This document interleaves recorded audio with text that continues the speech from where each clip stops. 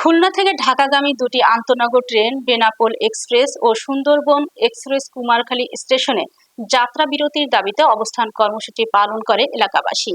এ সময় উপস্থিত ছিলেন গণ অধিকার পরিষদের কেন্দ্রীয় সিনিয়র সহসভাপতি শাকিল আহমেদ। তিয়াসের নেতৃত্বে কুমারখালীর সর্বস্তরের জনগণ স্টেশন মাস্টারের কার্যালয়ের সামনে শান্তিপূর্ণ অবস্থান কর্মসূচি পালন করে। ঘণ্টাব্যাপী অবস্থান কর্মসূচি চলাকালে কুষ্টিয়া জেলার অতিরিক্ত জেলা ম্যাজিস্ট্রেট ও কুমারখালী উপজেলা নির্বাহী অফিসার সহ প্রশাসনের ঊর্ধ্বতন কর্মকর্তারা এসে আগামী 27 জুনের মধ্যে কুমারখালী স্টেশনে একটি আন্তনগর ট্রেনের যাত্রা বিরতি হবে বলে আশ্বাস প্রদান করেন। তিয়াস বলেন, নির্ধারিত তারিখের মধ্যে যদি আমাদের দাবি বাস্তবায়ন করা না হয় তাহলে আরো কঠোর কর্মসূচি ঘোষণা করা হবে।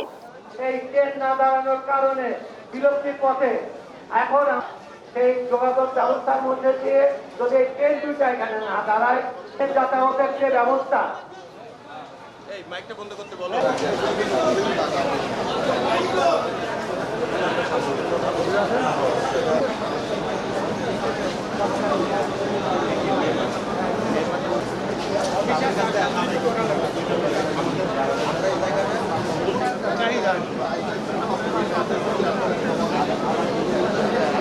মাদক চাঁদাবাদ এগুলো আমরা আন্দোলন করলে আপনাদের এক এক করে বলবো, সেটার জন্য আমরা আপনাদের সাথে থাকি। সবাই আছি আমরা